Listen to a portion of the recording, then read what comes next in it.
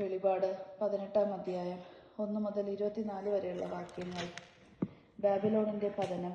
ഇതിനുശേഷം സ്വർഗത്തിൽ നിന്ന് വേറൊരു ദൂതൻ ഇറങ്ങി വരുന്നത് ഞാൻ കണ്ടു. അവന് വലിയ അധികാരമുണ്ടായിരുന്നു. അവന്റെ തേജസ് കൊണ്ട് ഭൂമി പ്രകാശിച്ചു. അവൻ ശക്തമായ സ്വരത്തിൽ വിളിച്ചു പറഞ്ഞു, വീണു, മഹാബാബിലോൺ വീണു. അവൾ പിശാചുക്കളുടെ വാസസ്ഥലവും എല്ലാ അശുദ്ധാത്മാക്കളുടെ സങ്കേതവും അശുദ്ധവും ഭീമസ്തംഭവുമായ സകല പക്ഷികളുടെയും താവളവുമായി. എന്തെന്നാൽ സകല ജനതകളും അവളുടെ ഭോഗാസക്തിയുടെ മാദകമായ വീഞ്ഞ് പാകം ചെയ്തു. ഭൂമിയുടെ രാജാക്കന്മാർ അവളുമായി വ്യഭിചാരം ചെയ്തു. അവളുടെ സുഖഭോഗ വസ്തുക്കൾ വ്യാപാരികൾ ധനികരായി. സ്വർഗത്തിൽ നിന്ന് വേറൊരു സ്വരം ഞാൻ കേട്ടു, എന്റെ ജനമേ, അവളിൽ നിന്ന് ഓടി അകലുവിൻ, അല്ലെങ്കിൽ അവളുടെ പാപങ്ങളിൽ നിങ്ങളും പങ്കാളികളാവും. അവളുടെ മേൽ പതിച്ച മഹാമാരികൾ നിങ്ങളെയും പിടികൂടും. അവളുടെ പാവങ്ങൾ ആകാശത്തോളം കൂമ്പാരം കൂടിയിരിക്കുന്നു. ദൈവം അവളുടെ അതിക്രമങ്ങൾ ഓർമ്മിക്കുകയും ചെയ്തിരിക്കുന്നു. അവൾ കൊടുത്തതുപോലെ തന്നെ അവൾക്ക് തിരികെ കൊടുക്കുവിൻ. അവളുടെ പ്രവൃത്തികൾക്ക് ഇരട്ടി ഫലം നൽകുവിൻ. അവൾ കലർത്തി തന്ന പാനപാത്രത്തിൽ അവൾക്ക് ഇരട്ടി കലർത്തി കൊടുക്കുവിൻ. അവൾ തന്നെ എത്രത്തോളം മഹത്വപ്പെടുത്തുകയും സുഖഭോഗങ്ങൾ അനുഭവിക്കുകയും ചെയ്തുവോ അത്രത്തോളം പീഡനവും ദുഃഖവും അവൾക്ക് നൽകുവിൻ. എന്തെന്നാൽ അവൾ ഹൃദയത്തിൽ പറയുന്നു, ഞാൻ രാജ്ഞിയായി വാഴുന്നു, ഞാൻ വിധവയല്ല, എനിക്കൊരിക്കലും വിലപിക്കേണ്ടി വരികയില്ല. തന്മൂലം ഒറ്റ ദിവസം കൊണ്ട് അവളുടെ മേൽ മഹാമാരികൾ വരും.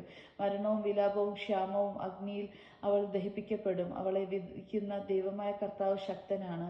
ജനങ്ങൾ ബാബിലോണിനെ കുറിച്ച് വിലപിക്കുന്നു. അവളോടൊത്ത് വ്യഭിചാരം ചെയ്യുന്നതും ഭോഗജീവിതം നയിക്കുകയും ചെയ്ത ഭൂമിയിലെ രാജാക്കന്മാർ അവൾ കത്തിയെരിയുന്ന പുക കാണാൻ അവളെക്കുറിച്ച് കരയുകയും അലമുറയിടുകയും ചെയ്യും. അവളുടെ പീഡനങ്ങളെക്കുറിച്ച് ഭയം നിമിത്തം അകലെ നിന്നുകൊണ്ട് അവർ പറയും, കഷ്ടം, കഷ്ടം, മഹാനഗരമേ, സുശക്ത നഗരമായ ബാബിലോണെ, ഒരു വിനാഴി കൊണ്ട് നിന്റെ വിധി വന്നു കഴിഞ്ഞുവല്ലോ.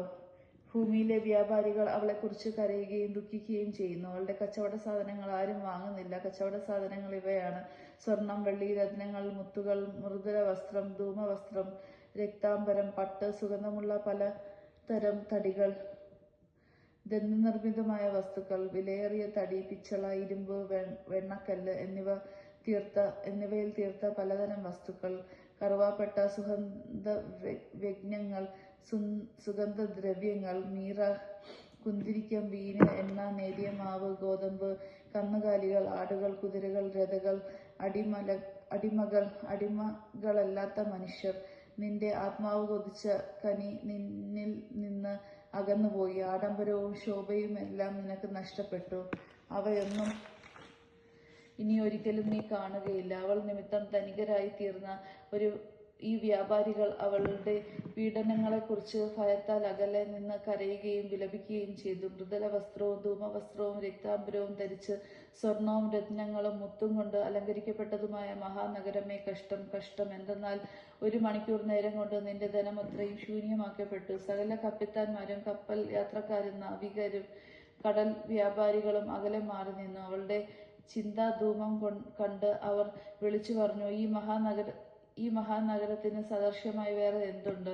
അവൾ തങ്ങളുടെ തലയിൽ പൊടി വിതറുകയും കരഞ്ഞും വിലപിച്ചും കൊണ്ട് വിളിച്ചു പറയുകയും ചെയ്തു, മഹാനഗരമേ, കഷ്ടം, കഷ്ടം! കടലിൽ കപ്പലുകളുള്ളവരെല്ലാം നീ മൂലം സമ്പന്നരായി. പക്ഷേ 1 മണിക്കൂർ കൊണ്ട് നീ നശിക്കപ്പെട്ടു. അല്ലയോ സ്വർഗമേ, വിശുദ്ധ അപ്പോസ്തലന്മാരെ, പ്രവാചകന്മാരെ, അവളുടെ നാശത്തിൽ ആഹ്ലാദിക്കുവിൻ. ദൈവം നിങ്ങൾക്ക് വേണ്ടി അവൾക്കെതിരെ വിധി പ്രസ്താവിച്ചു കഴിഞ്ഞു. അനന്തരം ശക്തനായ ഒരു ദൂതൻ ഒരു വലിയ തിരിക്കല്ല് പോലുള്ള ഒരു കല്ലെടുത്ത് കടലിലേക്ക് എറിഞ്ഞിട്ട് പറഞ്ഞു, ബാബിലോൺ മഹാനഗരവും ഇതുപോലെ വലിച്ചെറിയപ്പെടും.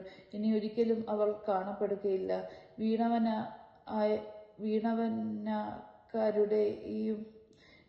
വീണവായനക്കാരുടെയും ഗായകരുടെയും